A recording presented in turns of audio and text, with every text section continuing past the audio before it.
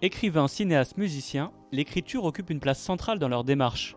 Des autrices et des auteurs du monde entier nous font découvrir les coulisses de leur création, la genèse de leur œuvre et comment les grandes questions politiques et culturelles de l'époque influent sur ce qu'ils ont envie de raconter. Bienvenue dans La Fabrique, un podcast Friction.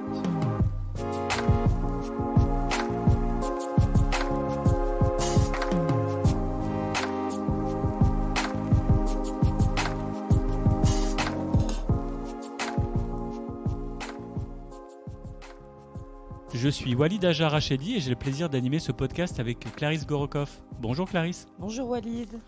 Et aujourd'hui, nous avons le plaisir de recevoir le scénariste Hamid Liwa. Si son nom vous a peut-être échappé, vous connaissez sûrement les séries auxquelles il a été associé. Les séries Cannabis, Glacé, D&D et bientôt Les Braqueurs, pour n'en citer que quelques-unes. Bref, si vous avez pu survivre à 3 confinements successifs en binge-watch sur Netflix, c'est aussi et surtout grâce à lui et aux autres showrunners. Métier fascinant dont nous aurons longuement l'occasion de parler lors de cette émission. Car comme le chantait Beyoncé, Run the World, Showrunners.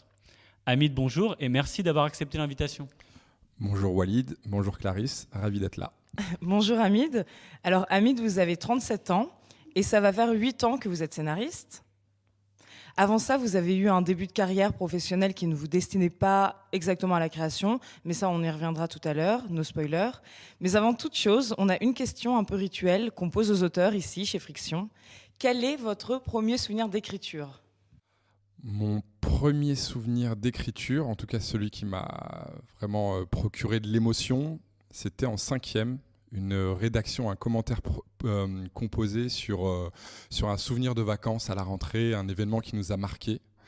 Et je ne pensais pas que ça me toucherait autant de l'écrire parce qu'en fait, il se trouve que j'étais en vacances au Maroc, pays dont ma famille est originaire, dont mes grands-parents sont originaires.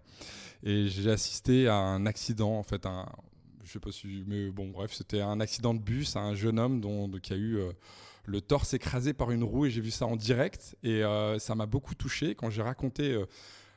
Je me souviens bien des émotions que ça m'a procuré de raconter. J'ai revécu le moment, etc. Et apparemment, selon ma prof de français, j'avais fait plutôt une bonne rédaction. Elle avait été plutôt touchée par ce que j'avais écrit et voilà, c'est vraiment la première fois que j'ai partagé quelque chose d'intime, des choses, un point de vue. Des émotions comme je le disais et du coup je me souviens encore parfaitement de ce que ça m'a procuré et on va dire que j'aime ce sentiment, je l'aimais. Et déjà quelque chose de dramatique au sens propre, parce que j'imagine que tous les autres élèves devaient arriver avec des petites anecdotes, typiquement des vacances. Ouais, je me souviens d'un ami raconter comment son lapin lui avait fait pipi dans la bouche pendant une sieste. Donc c'est vrai que quand je suis arrivé avec mon événement... Oui, sur Netflix, ça cartonnerait moins l'histoire du lapin quand même. Hein. Ouais. Et du coup, en fait, par rapport justement à ce thème de l'écriture, est-ce que tout de suite ça a été une projection vers les écrans ? Quel était votre rapport à l'écriture, à la lecture ? Est-ce que c'était les livres ? Est-ce que c'était le cinéma, l'audiovisuel ? Quel était un peu le cheminement ? Pour mon envie d'écrire, si je me suis posé la question du médium ou quelque chose comme ça, non. Alors, donc du coup, effectivement, mon premier rapport à l'écriture, je dirais que c'est ce commentaire composé, mais ensuite, je ne me voyais pas forcément écrire pendant très longtemps. Il se trouve que j'ai fait une école de commerce, mais aussi des études de sciences sociales, donc en sociologie notamment, et pendant très longtemps, je pensais que j'avais envie d'être sociologue. Et je pense que ce dont j'avais envie, c'était raconter des histoires. Au départ, c'était plus des histoires, et j'aime bien quand elles sont ancrées dans le réel. Donc je pense que c'est ce qui m'a donné en fait envie d'écrire. Cette envie de raconter peut-être très modestement une parcelle du monde qu'on va observer et à partir de mon point de vue, j'avais envie de raconter des histoires.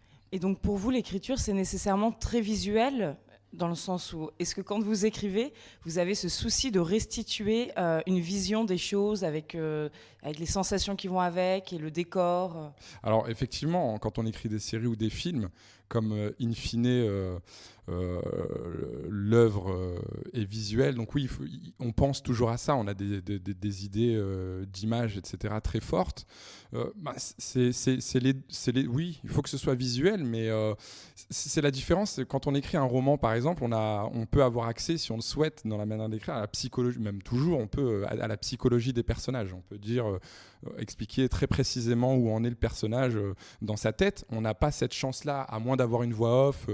Alors, même si elle a un petit peu vieilli, je pense tout de suite spontanément à une série comme Dexter, qui était ce tueur en série avec cette voix off très ironique, puisqu'il n'a absolument aucun sentiment et qu'il les joue et qui fait semblant d'en avoir. Donc c'est très drôle de le voir jouer une scène et ça, c'est sa voix dans sa tête qui pense le contraire, qui ne pense absolument pas ce qu'il joue. Donc oui, donc pour en revenir, effectivement, il faut pouvoir mettre à l'écran, expliquer à l'écran là où en est le personnage, ce qu'il est en train de vivre. Et c'est très difficile de ne pas pouvoir le faire juste par un mot, un adjectif. Et donc, oui, il faut que ce soit visuel. Et du coup, je pense de cette manière-là. Enfin, j'essaye. Et justement, en fait, la télévision, le cinéma, les séries, tout ça, c'est un monde qui fait rêver. Vous avez mentionné que vous avez fait des études en sociologie puis en commerce. Du coup, quelle était la trajectoire, comment on fait pour en arriver là? Pour tout dire, j'avais ce rêve d'écrire que j'ai mis de côté pendant longtemps, comme beaucoup de monde. Et je me suis dit qu'en faisant une école de commerce, j'allais faire de la finance et j'ai essayé de rentrer dans cette espèce de moule. J'ai fait un stage en finance, en analyse crédit, où je bouffais de l'analyse financière toute la journée. Et le costard, la petite cravate, franchement, j'en pleurais sur la fin de mon stage. Et même déjà, j'étais en train d'écrire. Donc, je sais que je me suis fait reprendre. Vous écriviez déjà des choses, ouais. Des choses, mais c'était plutôt déjà pour l'écran ou c'était... Oui, il écrivait des choses. Confessions intimes. Faut que je voulais dire par là, est-ce que directement c'était une projection vers les écrans? Parce que c'est vrai que quand on pense à des gens qui écrivent, très spontanément, c'est aussi parce que voilà, Clarisse et moi on est plutôt du côté du roman, donc on imagine plutôt quelqu'un en train de se dire tiens, je vais écrire un premier roman. Mais c'est vrai que est-ce que ça a été la démarche était directement de se dire je vais écrire pour le cinéma un scénario, ça a été de la prose? Non, vraiment la démarche était d'écrire pour de la fiction, série ou cinéma. J'ai pas d'appris pendant longtemps. Enfin, maintenant ça va mieux, on voit mieux. C'est mieux vu d'écrire de la série qu'il y a quelques années, une dizaine d'années. Mais c'est vrai qu'à l'époque, il y avait beaucoup d'écarts. Le cinéma, c'était beaucoup, beaucoup plus chic, etc. Moi, je n'avais pas du tout ce rapport-là parce que, honnêtement, j'ai grandi dans les années 90 avec des séries que j'adorais comme Code Quantum, mais aussi des films. Sliders, les mondes parallèles. C'est top, ça. Ouais, c'était super. Je rentrais de l'école, je faisais mes devoirs, je regardais ça, j'adorais. Donc, je ressentais pas ce truc-là. Il faut aller. Mais en même temps, il y a des œuvres comme celle de Scorsese que j'ai vues très jeune, parce que j'ai un cousin qui est un peu plus âgé que moi. Et toujours, quand on a des membres de la famille un peu plus âgés, on regarde des films pour des gens plus âgés. Et j'ai vu Les Affranchis, je crois que j'avais 10 ans. Massacre à la tronçonneuse à 9 ans, comme L'Exorciste. Donc c'est pas Dr. Queen et La Petite Maison dans la Prairie qui vous a donné envie d'écrire des séries? Non, il y a La Haine aussi qui a été quelque chose de fondateur. Ça faisait partie des choses qui m'ont donné envie d'écrire. Et en même temps, il y a des gens comme Bukowski que j'adorais, que j'ai découvert à 16 ans. Et voilà, mais je pense que à cette époque-là, si on m'avait dit qu'est-ce que tu veux écrire, ça aurait été plus un film qu'un roman ou une série. Mais ce qui a fait en tout cas que j'y suis allé au moment où j'étais étudiant et que j'ai tenté ma chance alors que je pleurais pendant mon stage en finance, c'est que c'est ce côté collectif. J'avais des amis qui travaillent d'ailleurs, qui étaient pas très loin d'ici, dans Paris, et qui travaillaient déjà un petit peu dans le milieu, qui commençaient. Ils avaient un collectif où ils écrivaient, et c'est comme ça que j'y suis revenu. Ça m'a donné envie. J'ai lu un scénar, 2 scénars, c'est les premiers scénarios que je lisais. Et ça m'a donné envie de m'y mettre. Et j'avais une idée de série, je leur avais soumis, on a écrit, et c'est comme ça que j'ai pu rencontrer en fait même des gens. Et c'est comme ça que j'ai eu mon premier stage dans le secteur. D'accord. Donc là, il y a la série Cannabis qui arrive en 2013. C'est après. En fait, j'ai commencé donc. Comme je venais d'un parcours école de commerce finance, les sciences sociales, ça ne permet pas de trouver du boulot, en tout cas beaucoup plus difficilement dans ce métier-là, dans ces métiers-là. Je suis rentré par là où on peut rentrer, par la finance. Et donc j'ai fait un premier stage dans un établissement de crédit spécialisé dans le cinéma. Ensuite, j'ai bossé chez France 3 Cinéma. J'étais assistant de la directrice financière. Et à partir de là, je suis rentré chez Tabo Tabo Film, la société de production d'une réalisatrice qui s'appelle Tony Marshall, qui est décédée l'année dernière, qu'on connaît notamment pour Vénus Beauté. C'est la seule réalisatrice qui a eu le César du meilleur film et César aussi de la meilleure réalisation. Donc Tony est décédée l'année dernière, mais c'est vrai que ça a été on va dire une étape très formatrice et même fondatrice que de travailler avec elle pendant 4 ans et demi chez Tabo. En fait, Cannabis, c'est une série que j'ai lancée en tant que producteur, que je développais. C'était une série dont je rêvais quand j'étais étudiant. Une série sur 3 pays où ça parlerait français, bien sûr, essentiellement, mais aussi arabe, espagnol. Et voilà, je l'ai lancé en tant que producteur. On a eu plusieurs équipes d'auteurs qui se sont succédées, parce qu'en fait, Arte était très intéressé par le concept, par l'idée du projet, mais on a eu plusieurs auteurs qui nous ont fait des propositions. Et il se trouve que malheureusement, on n'arrivait pas à signer la convention de développement. Donc on signe une convention de développement avec un diffuseur quand on écrit une série. C'est ce qui lance vraiment le top départ de la série. Et le projet allait mourir. Et à ce moment-là, je travaillais donc avec Tony Marshall sur cette série, avec une fille qui s'appelle Séverine Verba, que je remercierai jamais assez dans mon parcours, qui m'a dit écoute, ça fait 1 an et demi qu'on travaille sur la série, t'alimentes quand même beaucoup les auteurs, t'es très à l'aise avec le sujet sur lequel tu as beaucoup enquêté, etc. Tente ta chance, parce que tu le regretteras toute ta vie de porter ce projet depuis tant d'années, enfin de rêver de ce projet depuis tant d'années. Et j'ai écrit donc une nouvelle version de la Bible et des Arches, et ça a été validé sans un changement de virgule par Arte, ce qui m'a étonné, mais qui m'a rendu très heureux. Donc j'ai rendu mon tablier chez Tabot, j'ai quitté le confort de mon CDI malgré mes traites pour mon crédit. Et j'ai commencé à écrire. Souvent, quand on pense en fait à des milieux comme le cinéma, enfin tous les milieux qui sont liés à la culture, il y a un certain nombre de tampons en fait, qu'on attend, qui sont, on parle de la grande famille du cinéma, mais en vrai, il faut déjà avoir un lien de parenté pour y entrer.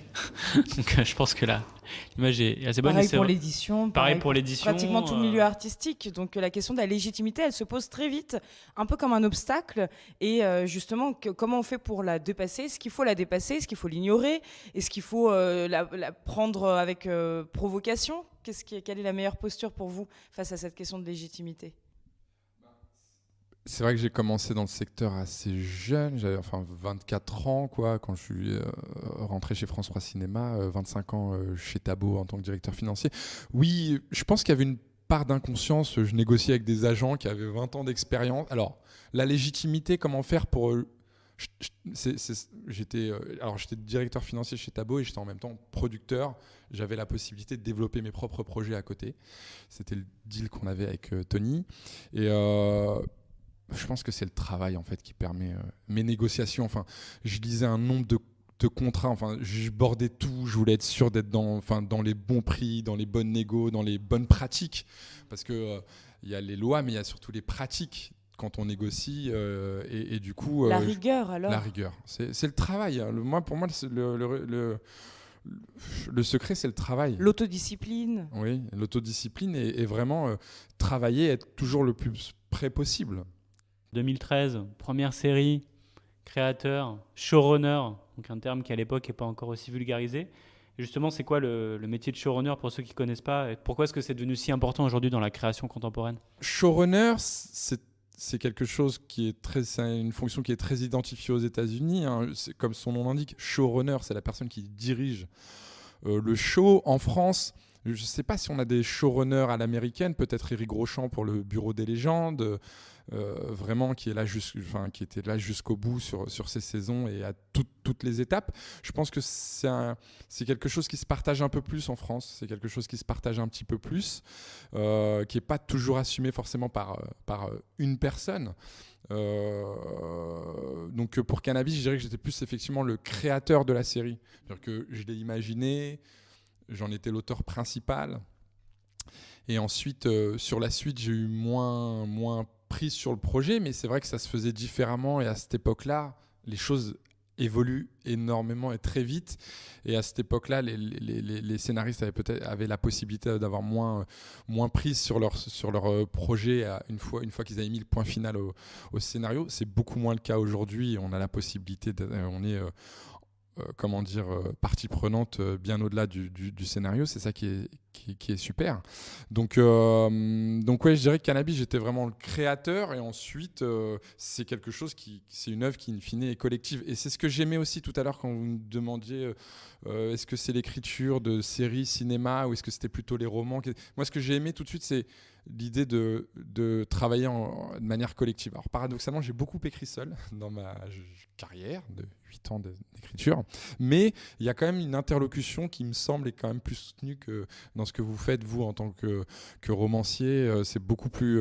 ça me paraît quand même plus solitaire. Le fantasme d'écrire qui est quand même assez répandu, on s'en rend compte, pratiquement tout le monde est en train de pondre un livre en ce moment, donc de toute façon, tout le monde a des choses à raconter. Il y a cette distinction, c'est que quand on écrit pour une série, et je pense que beaucoup de personnes regardent des séries, apprécient des séries, et pourraient rêver de voir transposer à l'écran leur petite idée, leur petit univers qui a émergé dans leur tête. Donc j'imagine que c'est très excitant. Et quand on est romancier, il faut clore et boucler l'histoire, et ensuite, elle nous échappe complètement. Est-ce que quand on est scénariste de série, on a le sentiment de lâcher son œuvre, qu'elle nous échappe à un moment, ou est-ce que justement il y a cette espèce de lien qui persiste avec l'équipe Est-ce que vous coupez le cordon, quoi? Voilà. Pour reprendre, puisqu'on parlait de cannabis, oui, j'ai eu à un moment donné le sentiment, après avoir mis le point final au dernier scénario, de lâcher un peu l'œuvre. Sur Braqueur, c'est pas le cas. C'est une série qu'on est en train de faire pour Netflix, que j'ai créée avec Julien Leclerc, qui est réalisateur et scénariste et aussi producteur. Il a plein de casquettes. Il a écrit et fait 7 ou 8 films, et là, Braqueur, c'est sa première série. Donc c'est quelqu'un qui a beaucoup d'expérience, et du coup, c'était très agréable de travailler avec un réalisateur qui sait ce qu'il veut.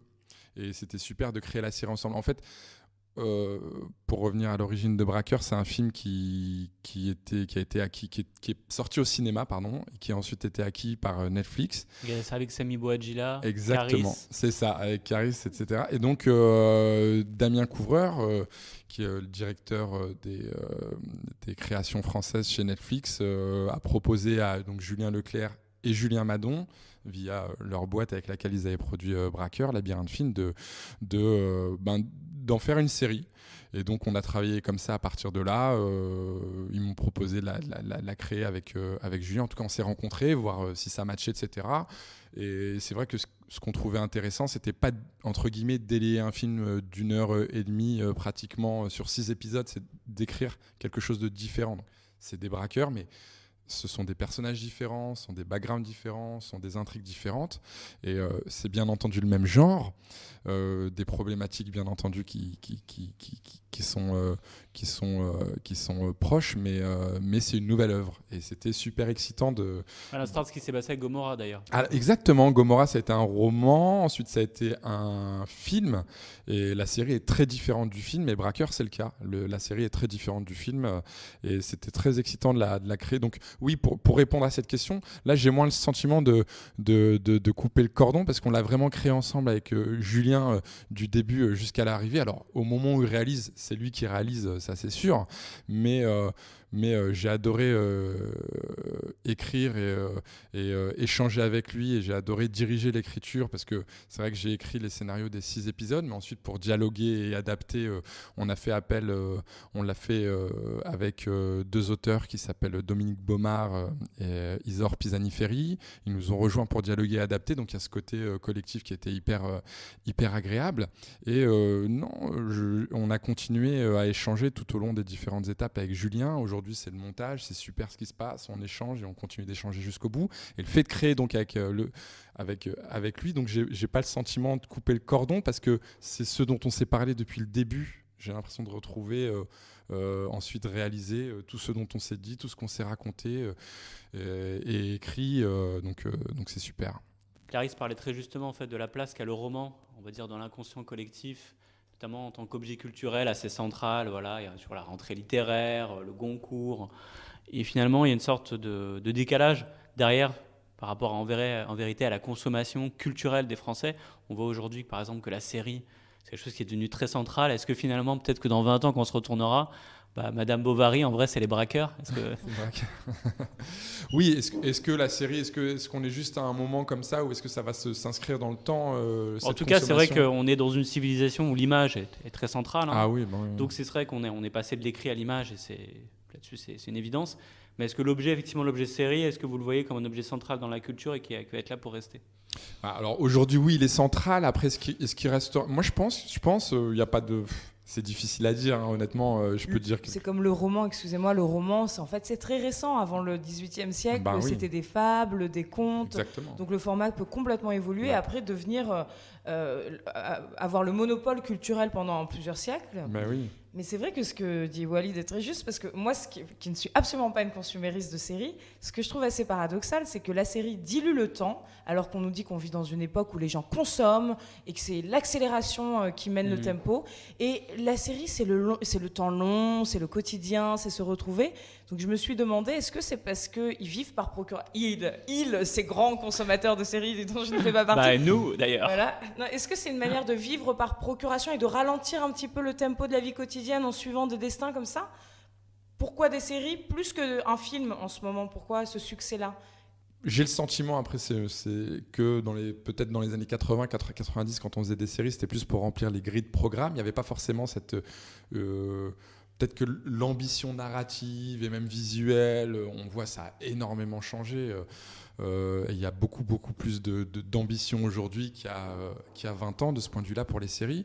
Donc, c'est sûr qu'entre Rick Hunter et The Wire, il y a une petite différence. Il y a une petite différence en termes de... Oui, on a l'impression qu'il y a... Donc c'est vrai que ça a commencé avec HBO et notamment Oz, il me semble que c'est 96. Oz, c'est vraiment d'un coup, on a une œuvre d'une ampleur. Non, je pense qu'à partir du moment où l'ambition créatrice s'est développée, a pris de l'ampleur dans les séries, les gens s'y sont intéressés peut-être, et aujourd'hui davantage que les films, parce qu'il y a quelque chose qu'on ne peut pas avoir dans un film, c'est qu'au bout d'une heure et demie, 2 heures, allez, même 2 heures et demie, le film se termine, on passe une bonne soirée, alors que là, avec la série, on a le plaisir de retrouver des personnages. Je pense à des séries comme Peaky Blinders, où on retrouve ces gens, et on les voit évoluer et grandir, ou tu parlais de The Wire. Mais justement, j'allais parler de The Wire, parce que pour moi, pendant très longtemps, en tant qu'auteur, j'ai toujours considéré que les adaptations cinématographiques étaient toujours en dessous des romans. Donc c'était un peu un parti pris. Et c'est vrai que The Wire, c'est la série où je me suis dit, en fait, il y a une capacité à créer une profondeur psychologique des personnages, profondeur d'univers.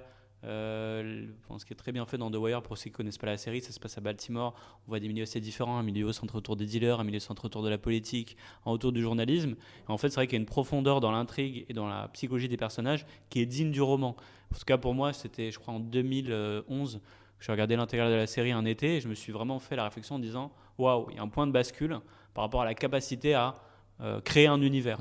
Ouais, et même en 2011, voilà, c'est une série, je ne l'ai pas vue depuis des années, mais je ne suis même pas sûr qu'elle ait vieilli, parce que tu l'as vue en 2011, elle date de 2003 à 2008, et tous les gens qui la regardent encore aujourd'hui trouvent ça formidable. Voilà, moi je pense que c'est les personnages, en fait. Et on peut s'attacher aux personnages, et ce côté, on va regarder un grand film, on va s'attacher aux personnages, c'est super, mais hop, à la fin de la soirée, ça peut quand même marquer des mémoires. Mais ça marque complètement. On parlait des films, je parlais tout à l'heure des films qu'on a regardés plus jeunes, Les Affranchis, etc. Ça marque, La Haine, ils marquent, mais après on peut pas les retrouver, ou on va les retrouver toujours sous la même forme, et ce sera toujours le même récit auquel on va venir et revenir. Alors que là, on prend une série, je citais la Peaky Blinders, j'ai hâte que la saison 6 arrive. On voit ce qu'était Tommy dans la saison 1, ce qu'il finit par devenir. Enfin, c'est génial de suivre cette arche de personnages. Et je pense que ce qui est intéressant et ce que les gens aiment, c'est suivre ces personnages et les voir grandir. Et on peut développer et avoir plus de profondeur, justement, comme tu le disais, dans la psychologie et dans les personnages. En gros, c'est la comédie humaine rendue accessible à tous. Mais c'est ça, parce qu'on peut aller beaucoup plus loin et prendre le temps. Tu parlais du temps, prendre le temps avec eux. On a envie de passer du temps avec eux. Mais est-ce que justement ça rend pas un petit peu démiurgique et tout puissant quand on crée des personnages de série, parce qu'on sait qu'on va créer une forte dépendance, et donc on a un pouvoir énorme sur les gens qui vont les consommer, qui vont devenir un petit peu dépendants de ces relations qui vont nouer avec les personnages. Il n'y a pas un petit syndrome mégalomane derrière ou de toute puissance, pas forcément dans votre cas, mais en général, que je comprendrais tout à fait. D'ailleurs, je vais peut-être me mettre à écrire des séries du coup. Je pense que le côté démiurgique, c'est dans toute création. Dès lors qu'on crée un univers, voilà, on est le démiurge de cet univers.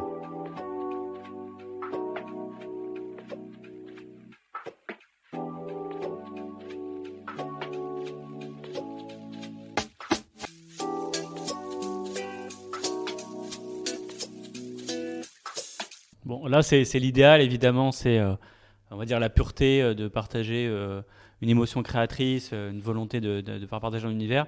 En face, il y a un truc, ça s'appelle Netflix. pour lequel vous avez eu la chance de travailler. Et c'est vrai qu'on voit Netflix avec ce logo qu'on connaît tous maintenant, et ce tolong, Le N. qui est devenu iconique. Du coup, ça, c'est un acteur, j'imagine qu'il doit avoir un certain nombre de prérogatives dans la manière d'écrire, dans la manière de produire. Avant, vous parliez du fait que vous aviez créé une série pour Arte. Du coup, comment ça se passe ? Comment est-ce qu'on écrit une série pour Netflix ? En quoi c'est différent, par exemple, d'écrire pour Netflix versus écrire pour Arte. Entre créer une série... Alors, créer une série pour Netflix et créer une série pour Arte, alors la chance que j'ai, c'est que du point de vue de l'ambition narrative, j'ai pas vu de différence. C'était que les deux, c'était être le plus ambitieux possible dans l'écriture. C'était toujours... les retours sont toujours tournés sur les textes, en fait. Et comment les améliorer le plus possible. Moi, je trouve que les retours de Netflix pour Braqueur, comme Arte sur Cannabis, enfin, je les trouve vraiment remarquables. Je trouve que oui, l'échange avec Netflix est super et ça permet au moment de l'écriture, mais aussi aujourd'hui au moment du montage, on le voit vachement, ils sont hyper pertinents, hyper intelligents et ça fait vraiment, ça ne fait que upgrader la qualité de la série et c'est hyper justement, c'est un super, j'aime bien, enfin voilà, je vois pas de différence entre Arte et Netflix, c'est que c'est l'ambition, comment faire la plus belle série, voilà, comment faire la meilleure série possible. En tout cas, c'est les expériences que j'ai eues. Peut-être qu'avec, je sais pas, d'autres diffuseurs, on peut avoir d'autres expériences. Mais avec Netflix et avec Arte à l'époque, c'est l'expérience que j'ai. Alors là, on parlait effectivement de Netflix, mais au-delà du canal, enfin, on va dire du réseau de diffusion. Par exemple, vous avez travaillé sur Glacé, qui était une adaptation d'un texte de Bernard Blier, si je me trompe pas. Bernard Minier, oui. Bernard Minier, excusez-moi. Versus donc une idée originale versus une adaptation, enfin, quelle méthode on applique, comment est-ce que vous y prenez pour travailler sur une série comme ça ? Alors, ce qui était intéressant avec Glacé, c'est qu'après avoir fait Cannabis, où vraiment ça sortait de moi, quoi, c'était une idée originale que j'avais, etc. C'est vrai que je m'interrogeais, je me disais, est-ce que je vais réussir à rentrer entre guillemets dans les pantoufles de quelqu'un d'autre ? C'est le grand challenge. Et alors, je suis arrivé à un moment où il y avait des premières versions de dialoguées, et en fait, on m'a proposé de réécrire en fait les scénars, donc c'était hyper intéressant à faire. C'était un sacré challenge et que j'ai dû réaliser en plus par ailleurs en peu de temps. Et ce qui est intéressant, c'est quand il y a quelque chose déjà, une œuvre préexistante, je dirais, c'est ce côté, est-ce qu'on va être capable de raconter autre chose que ce qu'on a voulu raconter ? Et en fait, on trouve toujours des choses, dès lors que je parlais de personnages, etc., on va toujours trouver des choses, des expériences humaines que vivent les persos qui vont nous toucher. Alors, est-ce que ça va être quelque chose de familial ou quelque chose... Et donc, du coup, à partir de là, c'est comme ça qu'on rentre dans le genre, dans la série, je trouve, beaucoup par les persos et aussi par le genre. Moi, j'aurais été honnête, même si ma carrière était un petit peu plus, je débutais davantage, je ne serais pas allé dans la série si j'étais pas à l'aise avec le genre, etc. Et c'est vrai que c'est le polar. J'avais une très grosse culture polar. Enfin, Cannabis, c'était du thriller. Il y a beaucoup de ressorts qui se ressemblent entre le thriller et le polar. Et du coup, c'est quelque chose sur lequel je me sentais à l'aise. Et donc, parce que j'aimais le polar, parce qu'une histoire de tueur en série, enfin, ça me parlait beaucoup et donc je me sentais à l'aise avec ça. C'est des choses que j'avais envie de raconter. Plus des éléments sur les personnages principaux qui, moi, me touchaient et m'avaient donné envie de les approfondir et de les raconter. Donc, c'est comme ça que j'ai pu rentrer. Donc, dans une œuvre préexistante, je pense que ce qu'il faut, c'est trouver les portes qui nous permettent de rentrer dans cet univers et d'y apporter, je dirais, notre touche, quoi. Enfin, d'y apporter ce qu'on a envie d'y apporter pour en faire le sien aussi.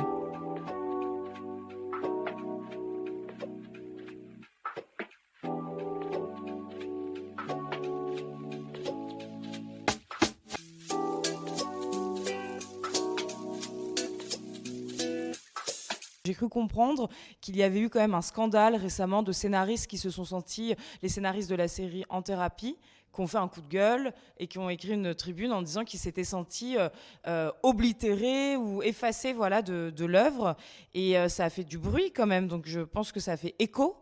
Et vous, comment vous avez comment vous avez vécu aussi ce scandale, qu'est-ce que vous avez à en dire? Alors, moi, comme c'est pas du tout mon expérience sur Braqueur, en revanche, je sais que ça arrive souvent.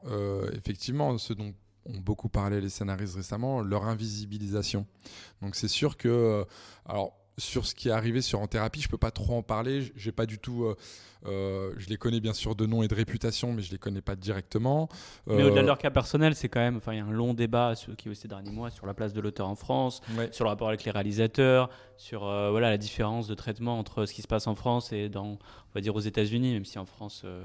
Enfin, on aime toujours se comparer avec les États-Unis, mais sur cette question-là, je pense que c'est hyper intéressant sur le rapport entre auteur-réalisateur qu'on peut avoir en France versus les États-Unis.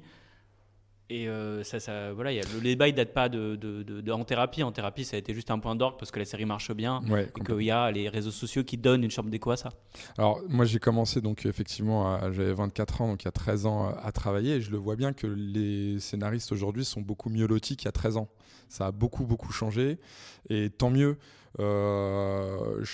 Et je pense que c'est la série qui permet ça, justement. Parce qu'on parlait des personnages. Je pense qu'on peut faire un beau film d'1h30 avec une atmosphère, une ambiance. Mais une ambiance pendant 6 heures ou 8 heures, je pense pas qu'on suivra 25 épisodes d'une atmosphère ou d'une ambiance. On a besoin d'une écriture forte. On a besoin d'une écriture qui soit... Et donc, vraiment... oui, je pense que pendant longtemps, il y a eu une injustice pour les scénaristes. Je pense qu'aujourd'hui, c'est pas toujours complètement réglé et que ça va de mieux en mieux et ça ira. Et j'ai l'impression que c'est un processus qui est lancé maintenant. On se rend compte de l'importance du scénario et des auteurs des scénarios dans le processus créatif. Et il y a quand même une page blanche avant d'avoir un scénar ou avant d'avoir une histoire. Donc, si on n'a pas de scénar, on filme quoi, en fait, finalement? Donc, pour moi, le scénario, c'est aussi important que la réalisation, c'est aussi important que le jeu. Je pense que... Moi, je réfléchis pas en termes de relations de pouvoir ou de force. C'est quelque chose qui ne m'intéresse pas. Et du coup, j'ai...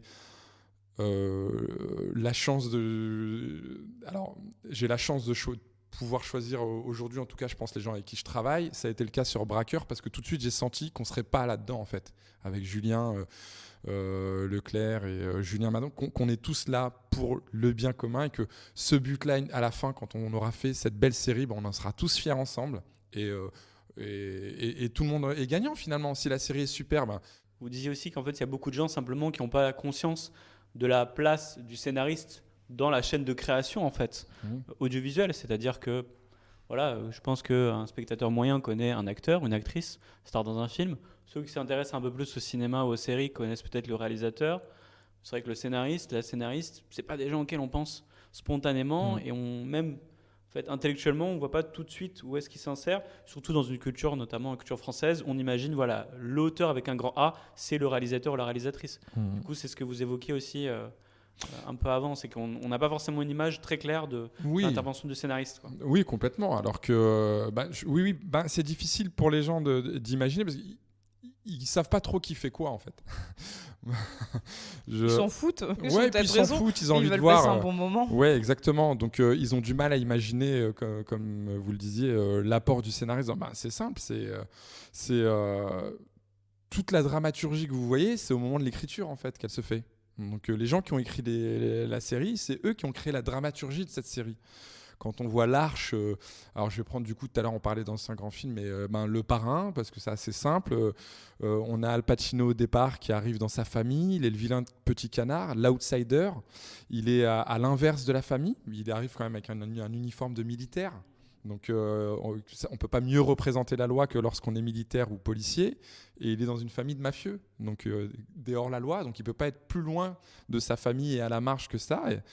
Et il finit à la fin par être non seulement dans la famille, mais par la diriger. Il finit par être le parrain à la fin de l'épisode. C'est une arche fantastique. À un moment donné, ça s'écrit au scénario. Donc si tu as aimé l'arche d'un personnage, si ce qu'on te raconte sur un perso, c'est ce que tu as kiffé, c'est ce qu'on disait, les personnages, c'est d'abord dans l'écriture. Et vous avez la chance de travailler à la fois effectivement avec Arte, on parlait de Netflix, des séries plutôt françaises, des séries internationales. Est-ce que vous avez observé des différences dans la manière de travailler, dans les différences d'approcher, que ce soit l'écriture, le travail en équipe Ouais, moi j'ai beaucoup aimé la manière anglo-saxonne de travailler, et c'est ce que je retrouve aussi avec les deux Julien Madon et Julien Leclerc pour Braqueur, et avec Netflix. Je pense qu'aussi c'est leur culture anglo-saxonne qui fait que c'est comme ça. Mais en même temps, non, enfin, chez Arte ça se passait très bien, avec M6 ça a été hyper agréable l'interlocution, vraiment. Mais pour parler de mes dernières comment dire, expérience, merci. Sur The Eddy, c'est vrai qu'on s'attend. Moi j'arrive sur une série où il y a quand même des gens qui ont gagné des Oscars, des Golden Globes, des choses comme ça. Tahrim, elle est passée pas très loin de Golden Globe. Ouais, mais je parle au moment de l'écriture, avant même qu'il y ait le cast, avant même que les réalisateurs autres que Damien Chazelle soient choisis, etc. À un moment donné, on est 4 à écrire, voilà, c'est, comme je disais, c'est hyper artisanal en fait. On était autour d'une table et on est très peu, mais c'est des gens, on peut s'attendre à se dire oui, ils vont peut-être attendre qu'on fasse nos preuves et nous regarder de haut. Et pas du tout en fait. Et pas du tout. Moi je me souviens de quelque chose que j'ai adoré dans cette culture-là, c'est qu'il y avait une chargée de développement. Alors c'est très confortable parce que pendant les réunions on n'avait pas besoin de prendre de notes parce qu'elle prenait toutes les notes, et j'étais parce que c'est un talent assez impressionné par la qualité des notes à la fin, parce que de temps en temps on se perd, toutes les fioritures, enfin toutes les choses où on se perdait, etc., les digressions inutiles n'étaient pas dans ces notes. On peut se dire tiens, la personne qui est là pour prendre les notes, elle est là pour prendre les notes. Elle a beaucoup moins d'expérience que tout le monde autour de cette table, et c'est pas... de temps en temps, dès qu'elle prenait la parole, tout le monde se tait en fait, et tout le monde l'écoutait. Alors que de temps en temps, moi je l'ai vu, c'est vrai qu'il y a des productions françaises avec lesquelles j'ai travaillé, parce que tout à l'heure quand je parlais, on sent tout de suite un rapport de pouvoir, etc. On s'inscrit dans des gens, mais je pense que c'est inhérent à notre culture, c'est pas forcément inhérent à la production, enfin à cette industrie-là, parce que ça reste aussi une industrie, ou une économie, à cette économie-là je dirais, parce qu'on n'a pas des manières de travailler industrielles non plus. C'est quelque chose de très artisanal, mais c'est vrai que j'ai le sentiment, et tout à l'heure je parlais de mon premier stage en finance, il y avait vachement ce côté très hiérarchique, lourd, pesant, où chacun doit rester à sa place, et j'ai trouvé les Américains et les Anglais très humbles et prêts à entendre l'idée de la personne qui est là pour prendre les notes, et souvent c'était hyper pertinent ce qu'elle disait. Elle relançait des choses et d'un coup je me suis dit putain, c'est super, tout le monde peut parler autour de cette table, même la personne qui est là pour prendre les notes, et j'ai trouvé ça hyper intelligent de laisser de la place pour tout le monde.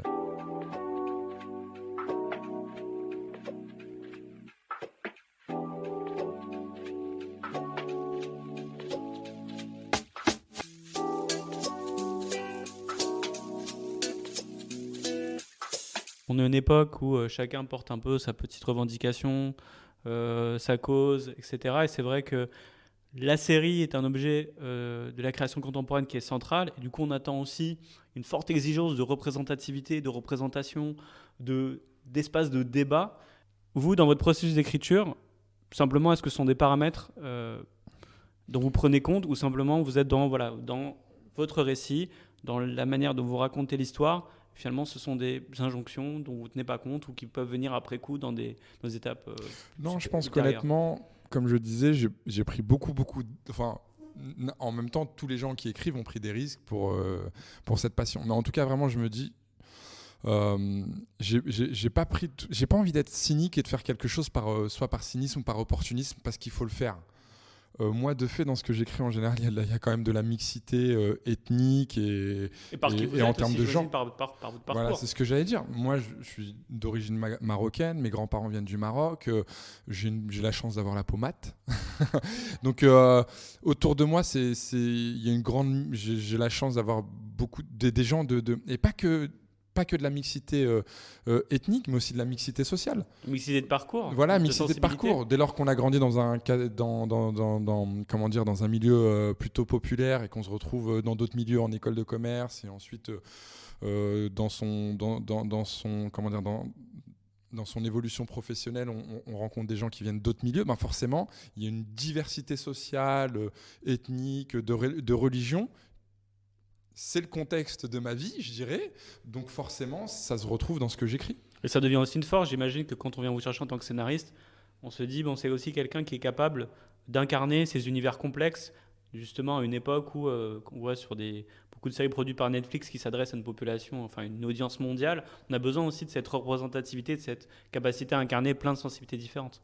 Alors je sais pas trop, honnêtement, c'est pas tellement des discussions qu'on a. Par exemple, quand on a décidé de faire Braqueur, enfin, eux étaient intéressés par le fait d'écrire Braqueur. Il n'y a jamais eu l'idée de faire de la diversité ou quoi que ce soit. C'est vraiment, c'est moi, le fait d'avoir des gens qui sont différents à tout point de vue, c'est parce que vraiment c'est comme ça que je vis, avec des gens très différents autour de moi.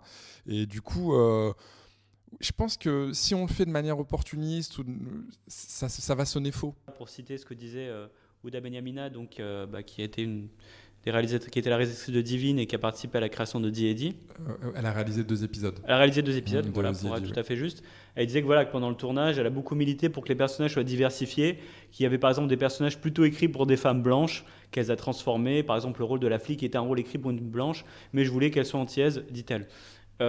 C'est vrai qu'aujourd'hui, on est quand même aussi dans un moment où on se dit qu'il faut le faire de manière beaucoup plus active. Par exemple, dans le monde de l'entreprise, je ne parle pas de la création cinématographique, on se dit l'égalité de genre sera atteinte seulement en 2038 ou 2050. Enfin, s'il n'y a pas d'action, en fait, pensée en tant que telle. Donc, j'ai pas lu l'interview de Ouda. C'est vrai que je me souviens que le rôle de flic, elle était effectivement, elle était d'origine antillaise. D'accord, elle était antillaise, pardon, donc française, mais elle était antillaise. C'est bien, mais enfin. Moi, dans le processus d'écriture avec Jack, donc, qui était le showrunner de la série, André Hollande, qui joue Elliot, a toujours été noir, en fait. Ça a toujours été un jazzman noir des États-Unis. Donc, il y avait. Bon, ça fait partie comme du pitch. Je veux dire, ce serait quand même un peu bizarre au départ de l'histoire. L'histoire ne se tient pas, en fait. Il me semblait. Alors, peut-être qu'elle parlait de ce personnage-là. Je sais pas. J'ai pas lu l'interview de Ouda, mais la mixité, la diversité sociale existait déjà vachement. Moi, j'ai écrit l'épisode 6. Au moment où je suis rentré, en fait, il y avait Jack devait écrire donc 4 épisodes, Jack Thorne, et il y avait 4 épisodes qui restaient. Il m'a proposé, lequel je souhaitais écrire. J'ai pris le 6 parce que j'avais envie d'écrire une histoire plutôt en rapport avec la jeunesse. Oui, c'était très touchant cet épisode. C'est centré sur le personnage de Sim, c'est ça? Je vous remercie. Ouais. Un adolescent qui est dans l'entourage de ce club de jazz. Exactement. Et donc c'était Sim, c'était un adolescent qui était d'origine maghrébine. C'était pas beaucoup plus. Donc j'ai eu la chance avec Jack m'a proposé vraiment de construire le personnage, son background, son personnage de grand-mère. J'ai même pu réfléchir à comment est-ce qu'il rentrait effectivement. Vous parliez du personnage de Tahar Rahim. Comment est-ce que quand on a grandi dans une cité, on est en contact avec des clubs de jazz. Donc pour que tout soit vraisemblable sociologiquement, culturellement, etc. Donc c'était hyper excitant. Mais donc la diversité existait quand même déjà beaucoup au moment de l'écriture. Donc est-ce que vous avez l'impression que ce mouvement-là, il vient aussi du fait que Netflix et toutes ces plateformes impulsent une forme de culture, on va dire, mondialisée, globalisée. En fait, on doit pouvoir faire une série qui s'adresse aussi bien à des gens au Brésil, à Shanghai, à Paris, que quelque part, il y a aussi, je dirais pas une injonction à la représentativité, mais on doit être capable, en fait, de refléter des imaginaires qui parlent à des audiences qui sont hyper mixtes, là où avant... on parlait tout à l'heure des années 80-90, on était très centré sur les États-Unis et c'était l'américain avec America First, avec le personnage américain qui impulsait sa vision du monde sur tout le reste. Et du coup, quand on avait des personnages qui venaient d'ailleurs, souvent ils étaient très archétypales. Et aujourd'hui, j'ai l'impression que c'est quelque chose qu'on peut plus faire pour des bonnes et des mauvaises raisons. S'il y a moins... Alors moi, je sais pas comment est-ce que Netflix décide, quel est leur... ce que vous disiez, c'est-à-dire est-ce qu'il faut que les personnages, en tout cas, il y a un cahier des charges. Non, voilà, merci, c'est le terme. Est-ce qu'il y a un cahier des charges? Il n'y a pas de cahier des charges. Non, mais franchement, sur Braqueur et The on n'a pas eu de cahier des charges. Il y a eu une grande liberté, comme je disais, de création. En fait, c'est simple. Je pense qu'ils avaient décidé, par exemple, pour Braqueur, ils voulaient développer cette série. Donc, à partir du moment où ils savent qu'ils veulent faire cette série, honnêtement, c'était faites-nous une belle proposition. J'ai écrit la Bible, les arches, top, c'est bien. On a fait un premier échange. J'ai dû préciser des choses un petit peu plus sur les arches. Et hop, c'est passé. Enfin, c'est super. La proposition que vous nous faites, on adore, on adhère, on y va, écrivez les épisodes. Et ça s'est passé comme ça. Il n'y a jamais eu de oui, tel personnage où il faut plus de... Non, pas du tout. Ça s'est passé comme ça. C'est mon expérience avec eux.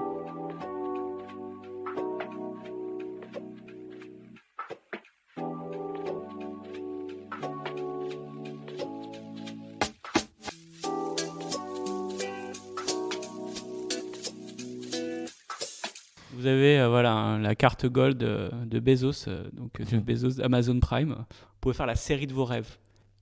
Tous les acteurs que vous voulez, ils sont dispo, donc ça à faire. C'est quoi l'histoire ? Justement, la contrainte, c'est bien.